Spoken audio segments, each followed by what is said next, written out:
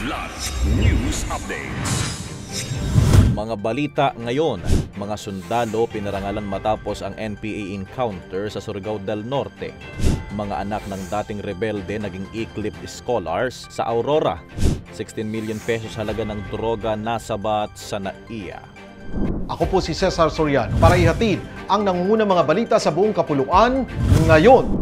Ginawaran ng parangal ni AFP Chief of Staff General Romeo Browner Jr. ang 12 sundalo ng 901st Infantry Brigade sa Santa Cruz, Placer, Surigao del Norte noong Hunyo 19. Tumanggap ng Gold Cross, Silver Cross at Military Merit Medals ang 2 opisyal at 10 enlisted personnel dahil sa matagumpay na operasyon laban sa NPA na nagresulta ng pagkaka-neutralize ng 5 rebelde kabilang ang isa sa most wanted sa Caraga region. Sa kanyang pagbisita, pinuri ni General Browner ang katapangan at dedikasyon ng mga sundalo at hinikayat silang ipagpatuloy ang kanilang misyon para sa kapayapaan at seguridad sa rehiyon.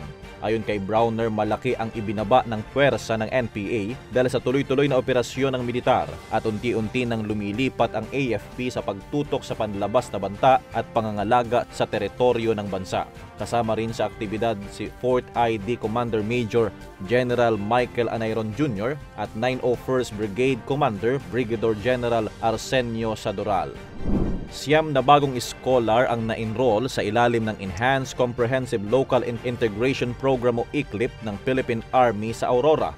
Ang mga scholar ay mga anak ng dating miyembro ng rebeldeng grupo kung saan isa ay grade 8 student at ang iba ay college enrollees sa Tourism Management at Criminology. Ang inisyatiba ay bahagi ng programa ng 91st Infantry Sinagtala Battalion ng 7th Infantry Division, katuwang ang Lyceum of the East Aurora, para matulungan ang mga dating rebelde at kanilang pamilya sa kanilang pagbabalik loob sa lipunan. Sa kabuuan, umabot sa 21 ang bilang ng mga scholar mula sa hanay ng dating rebelde at kanilang mga dependents sa ilalim ng ECLIP. Patuloy ang pakikipagtulungan ng Philippine Army sa mga paaralan, LGUs at civil society groups para sa edukasyon at reintegrasyon ng mga dating rebelde. Nasabat ng Ninoy Aquino International Airport Interagency Drug Interdiction Task Group o NAIA-IADITG ang halos 4 na kilo ng illegal na droga na nagkakahalaga ng mahigit 16 million pesos. Nakuha ang kontrabando sa Central May Exchange Center o CMEC sa NAIA sa isinagawang operasyon ng mga otoridad.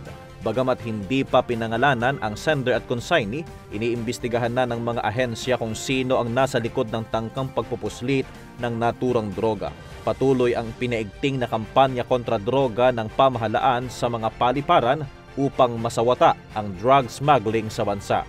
Para sa Kidlat News Channel, ito si JP Adaw, nag-uulat. Ako po si Cesar Soriano, kasama nyo sa bawat pagputo ng balita.